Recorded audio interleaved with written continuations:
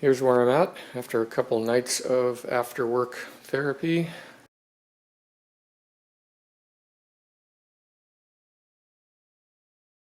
And disassembling the bike. Got to drain fluids, oil, coolant, brake fluid, get the engine out.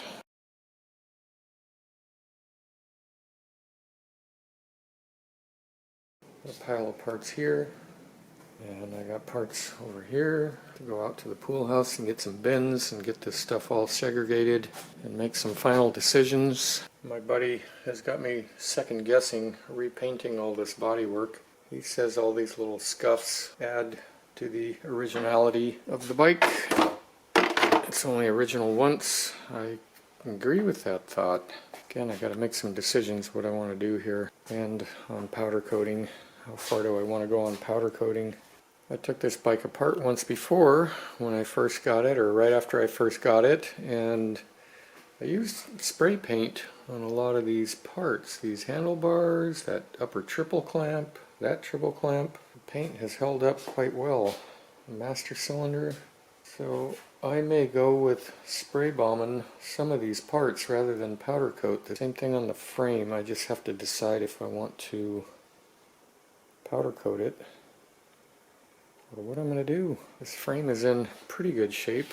VIN label is in great shape. Spray paint this thing. Get some paint to match. How about that?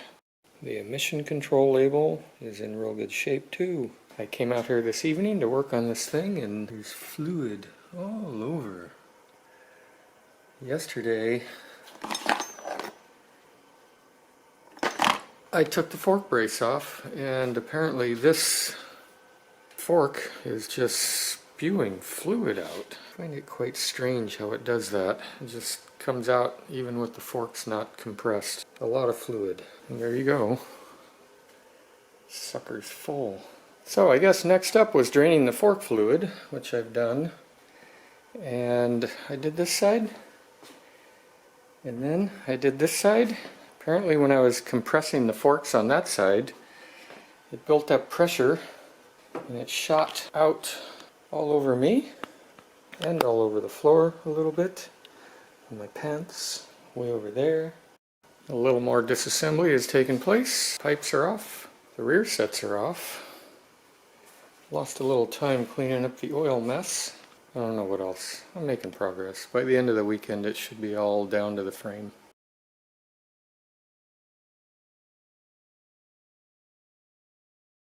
Here's the inside of a VM30 that's sat for about 6 years now. A little varnished.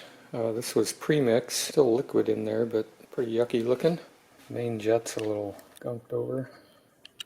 Weird how it's black like that. There's the left carburetor. Looks about the same. Jet's all hosed up. Main jet looks like it's completely clogged. It's just thick varnishy stuff. Yuck. Here's some of the damage I did this evening. All these parts are off. Tomorrow morning should be able to pull this engine out. Let's see any reason why not.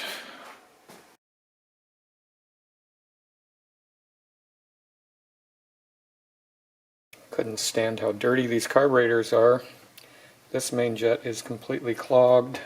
This emulsion tube, I can see through it.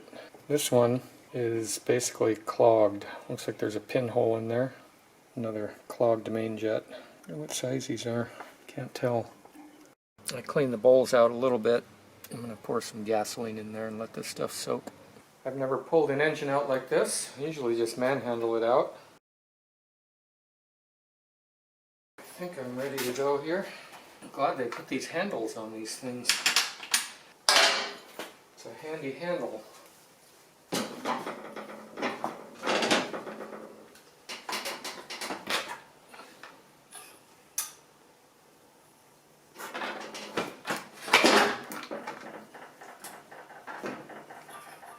Pretty good so far. Look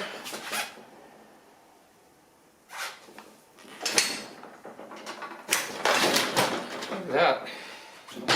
One RZ350 engine out of its frame. I use these fancy sliders. That's cool. Now what do I do with that lump? Here's what I'll do with that lump. Put this thing down. Use this handle. It really comes in handy. They put this on there, man.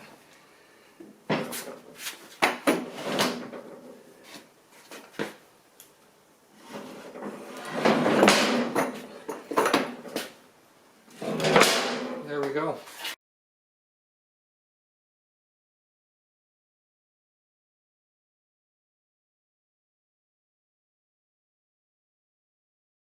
I don't know if I'm going to end like this today. I got to go fire up the Traeger so we can put a pizza on. Our weekend pizza. Smoked pizza. See if I can get back out here after din din. Start getting this thing down to the frame.